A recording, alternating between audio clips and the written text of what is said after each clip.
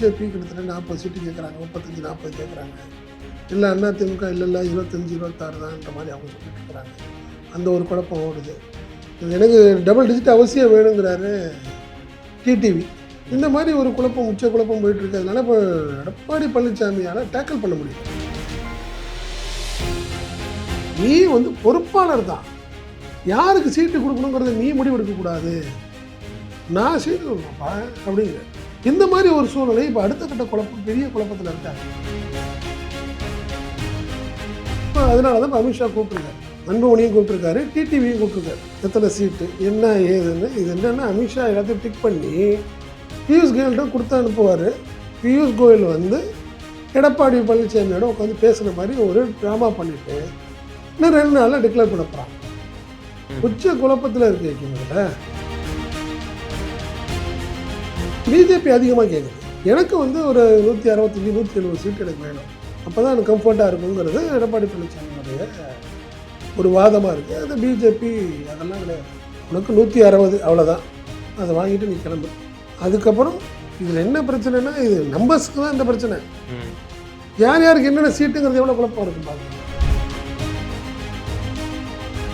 பணம் இருக்கிறவங்களுக்கு மட்டும்தான் சீட்டுன்னு முடிவு பண்ணி பாராளுமன்றத்தில் இதே வேலையை பண்ணீங்க, சுத்தமாக ஊற்றிக்கிச்சு. இப்போயும் அதே மாதிரி பண்ணுறீங்க. 15 கோடி குறைச்சி யாரும் சீட்டு கிடையாது.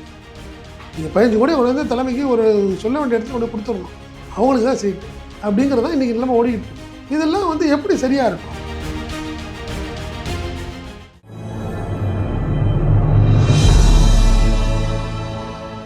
ஈ-தமிழ் நியூஸ் நேயர்களுக்கு வணக்கம். இன்றைய சிறப்பு நேர்காணலில் நம்ம இணைந்திருப்பவர் ஈ-தமிழ் நியூஸோட ஆசிரியர் மற்றும் பத்திரிகையாளர் திரு செந்தில் சார். சார் வணக்கம். வணக்கம் வக்கீல். வணக்கம் சார். இப்போ நேற்றைய தினம் நம்ம பார்த்தோம், இபிஎஸ் அவர்கள் டெல்லிக்கு போனார், உள்துறை அமைச்சர் சந்திக்க போகிறாரு அப்படின்ற ஒரு இன்னும் அப்பாயின்மெண்ட் கிடைச்ச உடனே சந்திப்பேன் அப்படின்னு சொன்னார். இப்போ சந்தித்த பிறகு இப்போ காலையில் ப்ரெஸ் மீட்டும் கொடுத்துட்டாரு. இப்போ என்ன டிஸ்கஷன் செய்யப்பட்டது? இப்போ அதுக்கு அடுத்தபடியாக இப்போ டிடிவி தினகரன், அன்புமணி ராமதாஸும் டெல்லி பயணம் மேற்கொள்ள இருக்கிறாங்க இன்றைக்கி அப்படிங்கிற தகவலும் வந்திருக்கு. டெல்லியிலேயே சீட் ஷேரிங்லாம் முடிஞ்சிருமா, அல்லது தமிழ்நாட்டுக்கு முறைப்படி ராயப்பேட்டை அலுவலகத்தில் போடுவாங்களா, அல்லது ஏதோ ஒரு தனியார் ஹோட்டலில் நடக்குமா அப்படிங்கிற ஒரு கேள்விக்குறியே இருக்குது. என்ன நடந்துச்சு நேற்று? ஒரு பெரிய உச்ச குழப்பம் போயிட்டுருக்குன்னு வச்சுங்களேன். இந்திய கூட்டணியில் உச்ச குழப்பம் போயிட்டுருக்குது. காரணம் என்னென்னா, சீட் ஷேரிங்கில் ஒரு ஸ்மூத்தான ஒரு சூழ்நிலை இல்லை, கேட்குற அளவுக்கு சீட்டு காரணம் என்னென்னா, ஃபஸ்ட்டு அன்புமணிக்கு ஒரு அதிகபட்சமாக 18 சீட்டு கொடுக்க போகிறதா அதிமுக ஒரு அஷூரன்ஸ் கொடுத்துட்டாங்க. பட்டு இப்போ பார்த்தீங்கன்னா பிஜேபி கிட்டத்தட்ட 40 சீட்டு கேட்குறாங்க, 35-40 கேட்குறாங்க. இல்லை அதிமுக இல்லை 25-26 தான்ன்ற மாதிரி அவங்க சொல்லிட்டு இருக்கிறாங்க. அந்த ஒரு குழப்பம் ஓடுது. எனக்கு டபுள் டிஜிட் அவசியம் வேணுங்கிறாரு டிடிவி. இந்த மாதிரி ஒரு குழப்பம், உச்ச குழப்பம் போயிட்டு இருக்கிறதுனால இப்போ எடப்பாடி பழனிசாமியால் டேக்கிள் பண்ண முடியல. நீங்கள் ஆக்சுவலாக என்ன நடந்ததுன்னா, எடப்பாடி பழனிசாமியை பியூஷ் கோயல் பார்க்குற மாதிரியும் உடனே சீட் ஷேரிங் சம்மந்தமான டிஸ்கஷன் பேசி முடிச்சிடலான்னு ஒரு பிளானில் இருந்தாங்க. ஆனால் எடப்பாடி பழனிசாமியோடைய இந்த சீட் ஷேரிங் சம்மந்தமான தகவல்கள் அமமுக, நீங்கள் பாமக, அன்புமணி, பிஜேபிக்கு ஒரு திருப்தி இல்லை. ஸோ அதனால தான் என்ன பண்ணிட்டாங்க, எடப்பாடி பழனிசாமியை அமித்ஷா வர சொன்னார். அங்கே போயிட்டு நீங்கள் 160 சீட்டு வாங்கிக்கிறீங்க, அவ்வளோதான், இல்லை 150-155 ஒரு பர்டிகுலர் நம்பருக்குள்ளே கொடுத்து ஏடிஎம்கேயை ஒதுக்கிடணும் அப்படின்னு ஒரு பெரிய ஒரு பிளான் பண்ணிடுச்சு பிஜேபி. நீங்கள் எனக்கு 25 கொடு, எனக்கு 30 கொடு அப்படின்னு கேட்டால் எடப்பாடி பழனிசாமி வேறு மாதிரி பேசுகிறார்.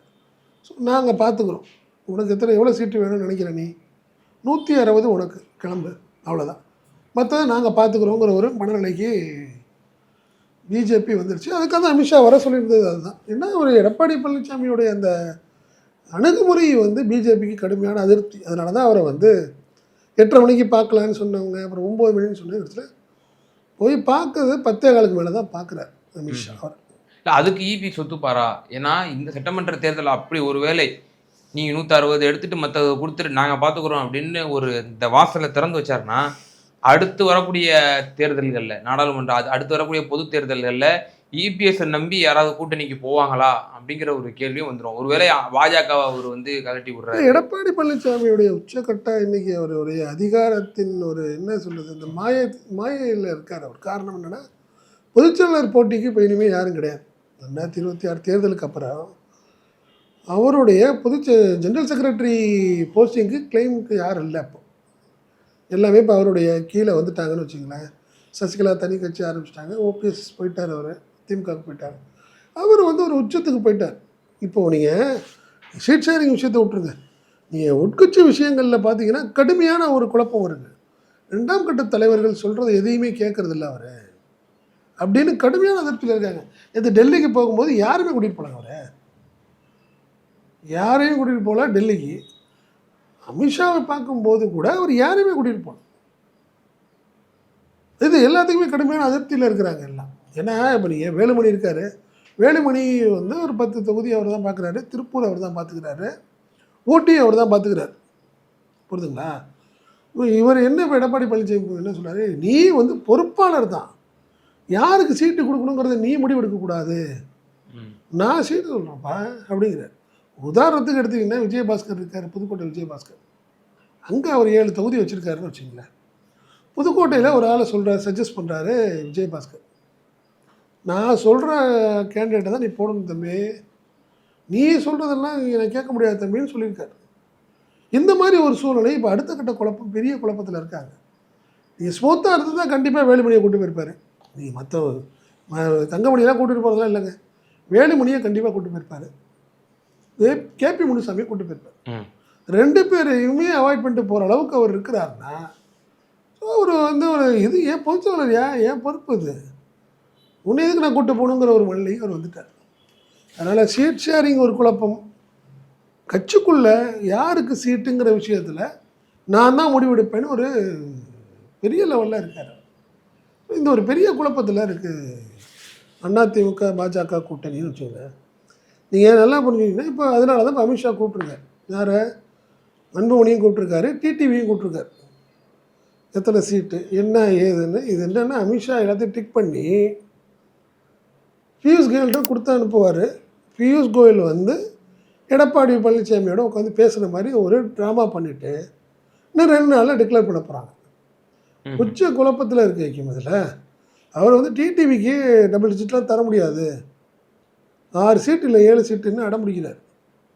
ஆனால் டிடிவி என்ன நினைக்கிறார், எனக்கு 12லேருந்து 15 சீட்டு வேணுங்க எனக்கு அப்படிங்கிறது அவருடைய எண்ணம். நீங்கள் ஆரம்பத்தில் அன்புமணிக்கு 18ன்னு சொன்னவர் இப்போ 10-12ங்கிற ஸ்டேஜுக்கு வரார்.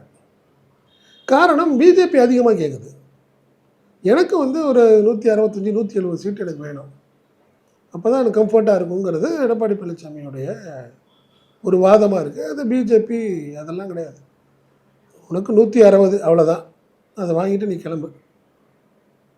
அதுக்கப்புறம் இதில் என்ன பிரச்சனைனா, இது நம்பர்ஸ்க்கு தான் இந்த பிரச்சனை, யார் யாருக்கு என்னென்ன சீட்டுங்கிறது எவ்வளோ குழப்பம் இருக்கும் பார்த்துங்க. அதுக்கு போதிய கால அவகாசம் இருக்கா முதல்ல அதிமுகவுக்கு? அதெல்லாம் இருக்குது. என்னை பொறுத்தவரை இதில் ஒன்றும் பிரச்சனை இல்லை. 30ஆம் தேதி தானே உங்களுக்கு வேட்புமனு தாக்கல் ஆரம்பிக்க போகுது. நீங்கள் 29ஆம் தேதி கேண்டிடேட் சொன்னால் கூட போதுமே. ஆனால் டிசம்பர் மாதமே அவர் வந்து விருப்ப மனு வாங்கிட்டாரு, நேர்காணலும் ஆல்ரெடி அவர் வந்து நடத்தினார் இபிஎஸ். அவர் ஹெட்டாக இருக்கிறாரா இல்லை இன்னும் குழப்பம் நீடிச்சுதான்? நீங்கள் ஒன்றும் நல்லா புரிஞ்சுங்க, நீங்கள் தேமுதிக போகும்போது பெரிய வருத்தம் அதிமுகவில், தேமுதிக விட்டுருக்கக்கூடாது, பேசியிருக்கலாம், ஈஸியாக கொண்டாந்துருக்கலாம். ஆனால் இபிஎஸ்க்கு பெருசாக விருப்பம் இல்லைன்னு சொல்கிறாங்களே. இல்லை, அதுதான் சொன்னேன், அவருடைய தனிப்பட்ட விஷயம். நீங்கள் இப்போ கட்சி நலன்னு பார்க்கணும்ல. எனக்கு பிடிக்காம இருக்கலாங்க, ஸ்டாலின் அவர்களுக்கு பலரை பிடிக்காம இருக்கலாம், பல கட்சிகளை பிடிக்காம இருக்கலாம். பட் இன்னைக்கு கட்சி ஜெயிக்கணும்னு நினச்சிங்கன்னா அனுசரித்து தானேங்க போனோம். என்னைய பிடிக்காதுங்க, எனக்கு வந்து பிரேமலதா சரியில்லை, என்னை விமர்சனம் பண்ணிட்டாங்க, நான் ஏமாத்துக்காரன்னு சொல்லிட்டாங்க ஓப்பனில் அப்படின்னு அவருடைய வருத்தமாக கூட இருக்கலாம். ஆனால் இன்றைக்கி நீ ஜெயிக்கணும்னு நினச்சா நீங்கள் அனுசரித்து தானே போகணும். அது போனதே எல்லாத்துக்கும் அதிமுக 2ஆம் கட்ட தலைவர்களுக்கு வருத்தம். முதல்ல நீங்கள் பண்ணது கொடி பறக்குதுன்னு சொல்கிறப்போ ஒரு பெரிய தேவையில்லாத ஒரு சர்ச்சை வந்தது, தேமுதிக போனது. அதுக்கப்புறம் இப்போ என்ன ஒரு அடுத்த கட்டத்துக்கு வராது அவர். நீங்கள் டிடிவியை கொண்டாடுறதுக்கு முன்னாடியே கொஞ்சம் டிஸ்கஷன் பண்ணியிருக்கலாம். அவரும் அந்த விஷயத்துலேயே அவரே முடிவெடுத்த முடிவு வருது. யாரையும் டிஸ்கஸ் பண்ணல. நீங்கள் டிடிவியை கொண்டாடுறதுனால அதிமுகவும் அமமுகவும் எவ்வளோ குழப்பங்கள் ஆகுது பார்த்தீங்களா இன்றைக்கி. நீங்கள் ஏடிஎம்கே சீட்டில் தாங்க அவர் நின்றுட்டு இருந்தார் அமமுக. இப்போ அவர் 12 சீட்டு கேட்குறாரு. அந்த 12 சீட்டும் என்ன சீட்டு? ஏடிஎம்கே ஒரு பவராக இருக்கிற இடங்கள், பலம் வாய்ந்த தொகுதிகளை அவர் கேட்குறாரு. தர முடியுமா உங்களால்? அவர் கேட்குறது எல்லாமே தென் மாவட்டங்களையும் டெல்டாலையும் தான் கேட்பார். யார்? அமமுக. ஆமாம். நீங்கள் என்ன பண்ண போகிறீங்க? திருநெல்வேலி தூத்துக்குடியிலையும் கொடுத்துட்டு கன்னியாகுமரியில் கொடுப்பீங்க. ஸோ இதில் டிஸ்கஷனுங்கிறது வேறு. நீங்கள் வர வச்சிங்கன்னா, கொண்டாட வர சொன்னீங்கன்னா எப்படி அக்காமடேட் பண்ணுறதுங்கிறத நீங்கள் வந்து பிளான் பண்ணிக்கணும். எடப்பாடிட்டு இந்த பிளானே இல்லை. அவருக்கு ஒரே ஒரு விஷயம், சசிகலாவையும் ஓபிஎஸ்ஸையும் வெறுப்பேற்றணும், அவங்க 2 பேரும் வெளியே அனுப்பணும்னு ஒரே ஒரு கட்டாயத்துக்காக ஃபைன் மார்னிங் முடிவு எடுத்தார் அமமுக. சரி, ரைட், ஓகே, கூப்பிட்டுடும், மற்ற எல்லாத்தையும் சரி பண்ணிடலாம் அப்படின்னு நினச்சார். அடுத்த விஷயங்கள் குழப்பமாயிடுச்சு. டிடிவி இங்கே வந்த உடனே ஓபிஎஸ் என்ன முடிவு எடுக்க மாட்டார், நடு ரோட்டில் போய் நிற்பாருன்னு அவர் நினச்சார். ஒரு அழகாக பிளான் பண்ணி டிஎம்கே போயிட்டார். சசிகலா என்ன பண்ணாங்க, அவங்க டக்குன்னு தனியாக ஒரு கட்சி ஆரம்பிச்சிட்டாங்க இன்றைக்கி. ஸோ இந்த ஒரு குழப்பங்கள்லாம் இருக்குன்னு அவங்க எதிர்பார்க்கல. இப்போ சவுத்தில் இருக்கிற எல்லாத்துக்கும் ஒரே கோவம். நீங்கள் பேசுகிறதுக்கு முன்னாடியே ஓபிஎஸ்சி பேசியிருக்கலாம், சசிகலாவே நீங்கள் அனுசரித்து பேசியிருக்கலாம், அப்புறம் டிடிவிட்ட பேசியிருக்கலாம். டிடிவியை நீங்கள் கொண்டாந்ததுனால உச்சக்கட்ட குழப்பம் தென் மாவட்டங்களில் வந்துருச்சு. புரியுதுங்களா? அதே மாதிரி பிஜேபி ஒரே விஷயம் சொன்னிச்சு, நீங்கள் அப்பாவும் பையனையும் சரி பண்ணிவிட்டு கூப்பிட்டுக்கலாம் நம்மன்னு. இவர் திடீர்னு ஒரே நாள் என்ன பண்ணிட்டார், தனக்கு எடப்பாடிக்கு சரியாக இருக்கணும் அப்படிங்கிறதுக்காக அன்புமணிட்டு அவசரப்பட்டு கொண்டாண்டார். அதுதான் இன்றைக்கி வந்து ராமதாஸுக்கு இன்னும் உச்ச கோபத்துக்கு போச்சு. இல்லைங்க, எங்களுக்கு ஒருங்கிணைந்து பாமக தான் எங்களுக்கு வேணும்னு ஒரு டிமாண்ட் பண்ணியிருந்தாருன்னு வச்சுங்க எடப்பாடி பழனிசாமி. ஆனால் அப்பாவுக்கும் பையனுக்குள்ளே ஒரு சமாதானம் ஆகிருக்கும். ஒரு சமாதானமே ஆகாத அளவுக்கு ஒன்றும் பிரச்சனை கிடையாது. இவர் அன்புமணியை வேணுன்னே பிரித்து கொண்டாந்தது தான் இப்போ ராமதாஸுக்கு கோபம். இதில் பிஜேபிக்கு பயங்கர கோபம் வந்துச்சு. ஏன் அவசரப்படுறீங்க, நம்ம தான் அவங்க அப்பாவும் பையனையும் நம்ம சரி பண்ணிக்கலாமேன்னு. ஸோ இந்த மாதிரி அடுத்தடுத்த விஷயங்களில் எடப்பாடி பழனிசாமி யாரையுமே டிஸ்கஸ் பண்ணாமல் எடுக்கக்கூடிய முடிவுகள் இன்றைக்கி உச்ச கோபத்தை ஏற்படுத்திருக்கு. இப்போயும் சீட் ஷேரிங்கில் பிஜேபிக்கு எத்தனை தரணும், அமமுக எத்தனை தரணும் டிஸ்கஸ் பண்ணலாம். அவராக எடுக்கிற முடிவு. நாங்கள் 160 என்ன நினச்சாரு, 170 வாங்கிக்கணும்னு நினச்சாரு, 165 நம்ம வாங்கிக்கலாம்னு நினச்சாரு. இப்போது பிஜேபி உங்களுக்கு 160 மீதி மற்றதெல்லாம் நாங்கள் பிரிச்சுக்கிறோம்னு சொல்லி அனுப்பிடுச்சு. இது ஒரு கோபத்தில், ஏன்னா குறையுதில்லை உங்களுக்கு சீட்டு 180. இப்போ திமுக கூட்டணியில் இவ்வளோ ரெயின்போ அலையன்ஸ் இருக்குது, 21 கட்சி கூட்டணின்றாங்க. அங்கேயே வந்து திமுக 160லேருந்து 165 போடுறான்றாங்க. இப்போ அதிமுக கூட்டணியில் பெருசாக எந்த கட்சியுமே இல்லை. பாமக, டிடிவி தினகரன் மட்டும்தான் இருக்காங்க. இன்னும் சின்ன சின்ன கட்சி தான். பாஜக ஓரளவு காங்கிரஸ் வாங்கக்கூடிய அளவுக்கு தான் கொடுப்பாரு இபிஎஸ் அப்படின்னு சொல்கிறாங்க. அப்போ ஏன் இவ்வளவு திமுகவுக்கு நிகராக கூட்டணி கட்சிகளுக்கு இங்கேயும் ஒதுக்க வேண்டிய ஒரு சூழ்நிலை இருக்கா? நீங்கள் எல்லாத்துலையும் பேசும்போது அப்படி பேசி தானங்க கொண்டாடுறீங்க அவங்கள. நீங்கள் திமுக வந்து தேமுதிகட்ட தெளிவாக பேசிட்டு தான் வந்தது. ராஜ்யசபா ஒன்று, அதே மாதிரி சிங்கிள் டிஜிட் தான், டபுள் டிஜிட்லாம் வாய்ப்பு இல்லை. தெளிவாக சில விஷயங்கள் பேசி தான் கூட்டிகிட்டு வர்றாங்க. இப்பயுமே கூட 2 கட்சியில் தான் இங்கே திமுகவில் பிரச்சனையே, சிபிஎம் அண்டு விசிகா. கூடுதலாக கேட்குறது 2 பேர் தான். மற்ற எல்லாத்துலேயும் பேசி முடிச்சுட்டாங்க. சிபிஐ சைன் முடிஞ்சிருச்சு, புரியுதுங்களா? மற்றபடி எல்லாத்துலேயும் முடிஞ்சிருச்சு.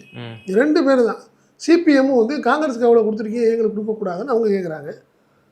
விசிகா என்ன கேட்குது, நீங்கள் வந்து தேமுதிகவுக்கு நிறையா கொடுத்துட்டீங்க. திருமாவளவனுக்கு என்ன ஆசை, அலையன்ஸில் காங்கிரஸுக்கு அடுத்த பெரிய பார்ட்டியாக நம்ம காட்டிக்கணும்னு நினைக்கிறார். பட்டு திமுக என்ன நினைக்கிது, தேமுதிகவை கொடுத்துட்டு அதுக்கு அடுத்தது விசிகா கொடுக்கலான்னு. ஸோ இந்த மாதிரி குழப்பங்கள் மட்டும்தான். 2 பார்ட்டி விஷயங்கள் தான். அது இன்றைக்கி நாளைக்கு முடிஞ்சிடும்.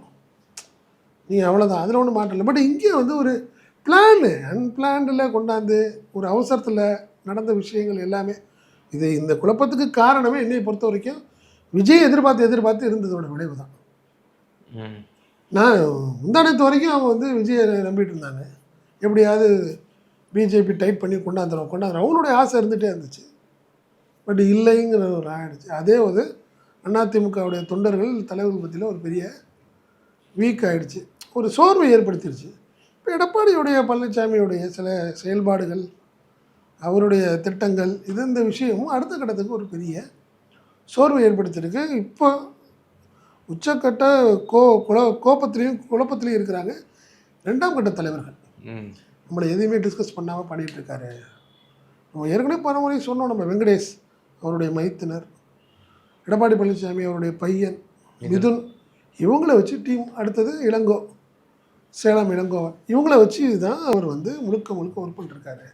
மற்ற யாரும் எதையும் கண்டுக்காமல் இருக்கிறாருங்கிற ஒரு உச்சக்கூட்ட கோபத்தில் 2ஆம் கட்ட தலைவர்கள் இருக்காங்க. இதுக்கெல்லாம் ஒரு முக்கிய காரணம் இப்போ நீங்கள் சொன்னது போல் ஆரம்ப புள்ளியாக தான் ஒரு எதிர்க்கட்சி தலைவராக ஒரு அஇஅதிமுக தன்வசமும் சட்டசபையில் அதிமுக ஒரு பலம் வாய்ந்த ஒரு எதிர்க்கட்சியாக இருந்தால் மட்டும் போதும். இந்த தேர்தலில் அது எஸ்டாப்ளிஷ் பண்ணிடுவோம், ஜெயிக்க மாட்டோம்னு நம்ம தெரிய வந்துருச்சு. அதனால இதை மட்டும் நாங்கள் தக்க வச்சுப்போம் அப்படிங்கிற சிந்தனையிலேயே தன்னுடைய காய்களை நகர்த்தினால இவ்வளோ பெரிய சிக்கலை இப்போ இந்த கடைசி 100% இதே தான் ஒரே ஒரு விஷயம். இதுதான் ஏங்க, நல்லா பலமுறை நம்ம இது பேசிட்டோம். குறுகிய மனப்பான்மை. திமுக பலமாக இருந்து ஒர்க் பண்ணுற மாதிரி அதிமுகவும் பலமாக இருந்து இந்த 2 வருஷத்தில் ஒர்க் பண்ணியிருந்தா டிவிகேங்கிற ஒரு கட்சிக்கு வேலையே இல்லைங்க. நீங்கள் அதிமுக ஒரு பெரிய இடத்த கொடுத்துருச்சு, வீக்காக இருக்குது, பெரிய லெவலில் ஒர்க் பண்ணல. அதுதான் நீங்கள் டிவிகேவா அப்படியே மெர்ஜ் ஆகிட்டு வேறு மாதிரி போகுது. திமுக எதிர்ப்பு வாக்குகள் தானே அங்கே, அந்த வாக்குகள் தான் நீங்கள் டிவிகேக்கு ட்ரான்ஸ்ஃபர் ஆகுது. ஸோ அதனால் எடப்பாடி பழனிசாமியோடைய தொடர் செயல்பாடுகள் தான் இன்றைக்கி குழப்பத்திற்கான காரணம் அப்படி தான் நான் பார்க்குறேன். இப்போ இதுவே இபிஎஸ் அவர்கள் டெல்லியில் போய் சென்று கூட்டணி பேச்சுவார்த்தை நடத்தினது, ஒவ்வொரு தலைவர்களும் டெல்லிக்கு போகிறதே பெர்செப்ஷன் வைஸாக இபிஎஸோட ஆளுமைக்கு ஒரு களங்கம். ஏற்கனவே திமுக தெளிவாக இருக்குது, நீங்கள் யார் நீங்கள் வந்தாலும் உங்களை ஆள போகிறது டெல்லியில் தலைமை தான், பிஜேபி தான், பிஜேபி கீழே தான் நீங்கள் அடிமைகள்னு சொல்லிகிட்டே இருக்காங்க. அது ஒவ்வொரு பண்ணிட்டு இருக்காங்க. ஒவ்வொரு சம்பவத்தையும் நடத்தி ப்ரூவ் பண்ணிட்டு இருக்காங்க. நேற்று டெல்லியில் கேட்குறாங்க, என்ன எதுக்கு எடுத்தாலும் இங்கே டெல்லியில் முடிவு எடுத்துகிட்டு போகிறீங்க, எங்கே 2 ட்ரிப் தானே வந்தேன், என்ன அப்படி சொல்கிறீங்க அப்படின்றார். விளையாட்டாக ஒரு பொதுச் செயலாளர், ஒரு முதலமைச்சர் கேண்டிடேட்டு சொல்லலாமா அவரு? ஏன் நல்லா இருக்காதுங்க, நான் அடிக்கடி வந்தேன்னா அசிங்கமாக இருக்கும், ஃபீஸ் கோயில வர சொல்லுங்கள், நான் இங்கே பேசிக்கிறேன், சென்னையிலேயே நாங்கள் பேசி முடிச்சுக்கிறோம், அடுத்த கட்ட தலைவர்கள் கூட நாங்கள் டெல்லிக்கு அனுப்புகிறோம், இல்லை நான் டீம் ஒரு 2 பேரை வர சொல்கிறேன், உங்களை பார்த்தேன், என்ன நாங்கள் பேசுகிறேன், இங்கே திமுக அதை வச்சு அரசியல் பண்ணதுன்னு சொல்ல தைரியம் இல்லைல்ல. இல்லை, அப்போ இது இன்னும் ஒரு படி மேலே போய் இது அவுட் ஆஃப் கண்ட்ரோல், இப்போ நான் இல்லாட்டி இன்னும் அது மோசமாக போயிடும். அதேதான் வேற வழி இல்லை, நான் தான் போய் ஆகணும் அப்படிங்கிற அளவுக்கு ஒரு தலைவரே இவ்வளோ இறங்கி ரொம்ப அதான் சொல்கிறேன். இந்த தேர்தலுக்கு பிறகு அதிமுகன்னு ஒரு கட்சி இருக்காதுன்னு பலரையும் சொல்லிட்டு இருக்காங்க, திமுகவும் பல முறை சொல்லிடுச்சு. அதை எடப்பாடி பழனிசாமி ஒவ்வொரு நாளும் ப்ரூவ் பண்ணிட்டு இருக்காரு. ஸோ கடந்த தேர்தல்களில் சுனில் போன்றவர்கள்லாம் இபிஎஸ்க்கு ஸ்ட்ராட்டஜிக் ஒர்க் பண்ணாங்க, அது பார்த்தோம் நம்ம. இப்போ இந்த தேர்தலில் அவருக்கு ஆந்திரா கம்பெனி ஒன்று பண்ணிட்டு இருக்கேன், உங்களுக்கு ஆந்திரா கம்பெனி ஒன்று பண்ணிட்டு இருக்கு, அது முழுக்க மிதுன் இருக்கார்ல, அவர் பையன் தான் அவருடைய கண்ட்ரோலில் பண்ணிட்டு இருக்காங்க. அவங்க தான் யாரை கேண்டிடேட் போடுங்க, எந்த கேண்டிடேட்டை போட்டால் சரியாக இருக்கும் அப்படிங்கிறத அவங்க ஒரு ரிப்போர்ட் ரெடி பண்ணி கொடுத்துட்ருக்குறாங்க அவருக்குன்னு வச்சுங்களேன். பட் அதையும் தாண்டி அவருடைய அதீத நம்பிக்கை, கட்சியோடைய பொதுச் செயலாளர் இனிமேல் யாரும் போட்டிக்கு இல்லை அப்படிங்கிற ஸ்டேஜ் தான் இன்றைக்கி அவருக்கு பல விஷயங்களை கண்ணை மறைக்கிறது அப்படின்னு தான் என்னுடைய பார்வை. இப்போ இபிஎஸ் இப்போ எப்படி முதலமைச்சர் அவர்கள் தன் தொண்டர்களுக்கு நேர்காணலின் போது நீங்கள் ஓகே தந்திருக்கீங்க, இந்த மாதிரி நீங்கள் விருப்ப மனு கொடுத்துருக்கீங்க, பட் ஆனால் இந்த தொகுதியில் கூட்டணி கட்சி நிப்பாட்டினாலும் நீங்கள் உற்சாகத்தோடு பணியாற்றணும், எந்த மன கஷ்டமும் படக்கூடாது அப்படின்னு சொல்லி அறிவுறுத்தி அனுப்புகிறாரு. இபிஎஸ் தன்னோட தொண்டர்களுக்கு இப்படி சொல்ல முடியுமா? நீங்கள் நான் பிஜேபிக்கும் போடுவேன், இல்லை பாமகவுக்கு கொடுப்பேன், இல்லை டிடி தினகரனுக்கு கொடுப்பேன், நீங்கள் யாராக இருந்தாலும் ரெட்டையில் நான் நிற்கிறேன்னு நினச்சி நீங்கள் ஒர்க் பண்ணணும் அப்படின்னு சொல்லி தன்னோட தொண்டர்களுக்கு அறிவிக்க முடியுமா? அப்போ யார் கேண்டிடேட் செலெக்ஷனில் யாருடைய அங்கே Edappadi Palaniswami first of all அவர் பாராளுமன்ற தேர்தலேருந்து ஒரு ஸ்ட்ராட்டஜி ரெடி பண்ணுறாரு, பணம் இருக்கிறவங்கள்ட்ட தான் சீட்டு. இப்பயும் அவர் பண்ணிகிட்டு இருக்கார், டெபாசிட்டு 10 கோடி 15 கோடி ஆட்களை பொறுத்து நடந்துக்கிட்டு இருக்கு. நீங்கள் 15 கோடி கொண்டாந்து டெபாசிட் பண்ணி தலைமைக்கு 15 கோடி கொடுக்குறவங்க தான் சீட்டு. இப்படி ஒரு ஸ்ட்ராட்டஜி ரெடி பண்ணிகிட்டு இருக்காரு. அது கட்சியுடைய மிகப்பெரிய அழிவுக்கு காரணமாக போகுது. நீங்கள் மற்ற கட்சியெல்லாம் சொல்லிட்டு இருக்கீங்க, நீங்கள் எடப்பாடி பழனிசாமியே கூட விமர்சனம் பண்ணுவார் திமுகவை, பாருங்கள் அதிமுகலேருந்து வந்தாருங்க எவ்வளோ பேர் உங்கள் கட்சியில் இருக்கிறீங்கலாம் சொல்கிறீங்க. இன்றைக்கி நீங்கள் பணம் இருக்கிறவங்களுக்கு மட்டும்தான் சீட்டுன்னு முடிவு பண்ணி பாராளுமன்றத்தில் இதே வேலையை பண்ணீங்க, சுத்தமாக ஊற்றிக்கிச்சு. இப்போயும் அதே மாதிரி பண்ணுறீங்க. 15 கோடி குறைச்சி யாருக்கும் சீட்டு கிடையாது. நீங்கள் 15 கோடி கொண்டு வந்து தலைமைக்கு ஒரு சொல்ல வேண்டிய இடத்துல கொண்டு கொடுத்துடணும், அவங்களுக்கு தான் சீட்டு அப்படிங்கிறதான் இன்றைக்கி நிலைமை ஓடிக்கிட்டு இருக்கு. இதெல்லாம் வந்து எப்படி சரியாக இருக்கும்? ஒரு சீனியருக்கெல்லாம் எப்படி பணம் இருக்கும் அவங்கள்ட்ட? ஒரு அதிமுகவுடைய அந்த ஐடியாலஜியே பார்த்தீங்கன்னா சாதாரணவங்களுக்கு தான் சீட்டு. ஜெயலலிதா பீரியடாக இருக்கணும், எம்ஜிஆர் பீரியட்லையும் பார்த்தீங்கன்னா திடீர்னு டீ கடையில் வந்துருப்பார், சீனியராக இருப்பார், அவருக்கு சீட்டு கொடுப்பாங்க. காரணம்னா எல்லா செலவுலேருந்து எல்லாத்தையும் கட்சி தலைமை பார்த்துக்கும். அப்படி ஒரு அமைப்பு தான் அதிமுகவில் இருந்தது. பட் இவர் இன்னைக்கு கார்ப்பரேட் ஸ்டைலில் வந்துட்டார். என்ன வந்துட்டார்? பணம் இருந்தால் ரைட். ஏற்கனவே சொன்னோம், தனபால் எம்பி ஒன்று பண்ணாங்கல்ல, அப்போ பற்றி பேசணும். ஆற்றல் அசோக்குங்கிற ஒருத்தர் நாமக்கல்ல கொடுத்தாங்க, Namakkal candidate, Namakkal candidate, Indian public school நினைக்கிறேன். ஒரு மிகப்பெரிய செல்வம். திடீர்னு உருவானார், ஒருத்தர் உருவானார். அவங்களாம் இப்போ எங்கே இருக்காங்களே தெரில, காணா போயிட்டாங்கன்னு. ஈவன் தான் இப்போ தம்பிதுரைக்கு சொல்கிறாங்கல்ல, ராஜ்யசபா திடீர்னு எப்படி கொடுத்தாங்க அவங்களுக்கு, இன்பத்துறைக்கு அதே மாதிரி தான். இந்த மாதிரி விஷயங்கள்லாம் தொடர்ந்து ஒரு சர்ச்சைக்குள்ளேயே எடப்பாடி பழனிசாமியுடைய பொதுச்செயலாளர் வந்ததுக்கப்புறமே நிறைய குழப்பங்கள் ஆக்கியதில்லை கட்சியில். இறுதியான ஒரே ஒரு கேள்வி, இப்போ இன்னும் சில தகவல்கள்லாம் வந்து கொண்டு இருக்கின்றன. இப்போ என்டிஏனுடைய பெரும் பெரும் தலைவர்கள்லாம் தமிழகத்தை நோக்கி படையெடுக்க போகிறாங்க, இனிமே தான் வந்து கிளைமேக்ஸே இருக்குது. சுரேஷ் கோபி வர போகிறாரு, அடுத்து பவன் கல்யாண் வருவார் பிரச்சாரத்துக்கு, என்டிஏனுடைய முதலமைச்சருக்கு கேண்டிடேட்ஸ்லாம் கூட வருவாங்க. ஃபார் எக்ஸாம்பிள் அண்டை மாநிலத்தில் சந்திரபாபு நாயுடு, இன்னும் யாரெல்லாம் முதலமைச்சர் கேண்டிடேட்ஸோ அவங்களாம் கூட பிரச்சாரத்துக்கு வருவாங்க. அப்புறம் மோடி வருவார், அமித்ஷா வழக்கம் போல் வர்றது தான். சுரேஷ் கோபிக்கு எத்தனை பர்சன்டேஜ் இங்கே வந்து அவருக்கு ரசிகர்கள் இருப்பாங்க? சந்திரபாபு நாயுடுக்கு எவ்வளோ பேர் வர போகிறாங்க? பவன் கல்யாணுக்கு எவ்வளோ பேர் என்ன போகிறாங்க? ஏங்க நேற்று வரைக்கும் என்ன நினச்சிட்டு இருந்தார், இடி வந்து நம்மளை வந்து திமுகவில் ஒரு 10 மந்திரிகளை உள்ளே பிடிச்சி போட்டுரும், என்ன நம்ம எப்படியா ஜெயிச்சலாம்னு நினச்சிட்டு இருந்தீங்க.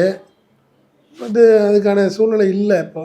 ஏன்னா அது நல்லாவே தெரியுது, ஏடிஎம் இது பிஜேபிக்கு திமுகவை இப்படியெல்லாம் நம்ம வந்து டைட் பண்ணோம்னா பப்ளிக்கில் வேறு மாதிரி நம்மளுக்கு வந்து மைனஸ் ஆகிடுங்கிறதுனால பிஜேபி ஒதுங்கிடுச்சு, ரிஸ்க் எடுக்க முடியாது அப்படிங்கிறதுல தெளிவாகிடுச்சு. இப்போ நீங்கள் புதுசாக சொல்லிக்கிட்டு வந்து யார் யாரோ வராங்க போகிறாங்கன்னு சொல்லு. நீங்கள் கட்சி போயிடுச்சுங்க, இங்கே ஒன்றும் இல்லைங்க.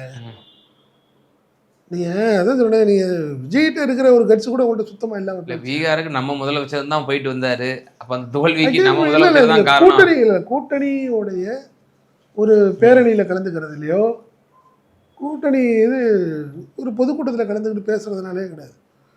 நீங்கள் சட்டமன்ற தேர்தலில் பிரச்சாரத்துக்கு நானே போய் வர்றேன்னு சொல்லிட்டு போனால், ஸ்டாலின் வந்து ஒரு 4-5 இடத்துல போய் தனியாக பேசினாரான்னு ஒரு கூட்டணி பேரணியில் கலந்துக்கிறாரு, இந்தியா கூட்டணியில் அவர் கலந்துக்கிறாரு. அது பல மாநில தலைவர்கள் போனாங்க, அந்த அடிப்படையில் போனாரே ஒழிய இவங்களும் இருக்கிற மாதிரி சட்டமன்ற தேர்தலுக்கு நான் தான் பிரச்சாரம் பண்ணுறேன்னு 4-5 இடத்துலலாம் பிரச்சாரம் எனக்கு தெரிஞ்சு இப்போ இருக்க சூழ்நிலைக்கு யாரும் வரமாட்டாங்க. நீங்கள் எப்பயுமே நல்லா புரிஞ்சுக்க, கடந்த ஒரு வெற்றி சூழ்நிலை இல்லை, வெற்றி அப்படிங்கிற ஒரு சூழ்நிலை இருந்தால் அதை பங்கு போகிறதுக்கு பலரும் வருவாங்க. இது பெருசாக ஒன்றும் எடுபடுற மாதிரி தெரியலங்கிறப்ப யாரும் வரமாட்டாங்க. கடந்த தேர்தலில் முருகன் எல்முருகன்ஜி தான் வந்து மாநில தலைவராக இருந்தார், அவர் வந்து வேல் யாத்திரைக்கு போனார். அப்போதைய மத்திய பிரதேச முதலமைச்சர் சிவராஜ் சிங் சௌஹான் தமிழகம் வந்திருந்தார். அது மாதிரி என்டிஏ அதனால இல்லை, அதனால பெரிய லெவலில் ஒரு ப்ரொஜெக்ஷன் பெரிய லெவலில் கிடச்சி பிஜேபிக்கும் பெரிய லெவலில் ஒரு வெற்றியை கொடுத்துருச்சான்னு கேட்குறேன் நான். ஸ்ட்ராட்டஜிங்கிறது அந்த ஸ்ட்ராட்டஜி பெரிய லெவலில் ஒர்க் அவுட் ஆச்சுன்னா நீங்கள் சொல்லலாம். அதுக்கான சூழ்நிலை மு.க. ஸ்டாலின் அவர்களே வேலை பிடிக்க வச்சாங்கல்ல அந்த தேர்தலில். நீங்கள் அதெல்லாம் ஒரு சம்மந்தம்லாம் பேசக்கூடாது. நான் என்ன சொல்கிறேன், இந்த தேர்தலில் இப்போது இந்திய கூட்டணியில் உச்சக்கட்ட குழப்பம் இருக்குது. அவங்களால இந்த சீட் ஷேரிங்கே சரி பண்ணிக்க முடியல. அதுக்கப்புறம் யாருக்கு எந்த சீட்டுங்கிறது அடுத்த கட்ட குழப்பம் வரும். இதெல்லாம் திமுகவுக்கு மிகப்பெரிய சாதகமாக இருக்கும் அப்படிங்கிறத நிச்சயமாக சார். என்டிஏ அலையன்ஸில் இருக்கக்கூடிய சிக்கல்கள், குழப்பங்கள், இபிஎஸ் டெல்லியினுடைய பயணத்தினுடைய பின்னணி, இதுவைகள் குறித்து ரொம்ப தெளிவாக எங்கள் நேயர்களுக்கு உங்களோட கருத்துக்களை பகிர்ந்தீங்க. ரொம்ப நன்றி. நன்றி.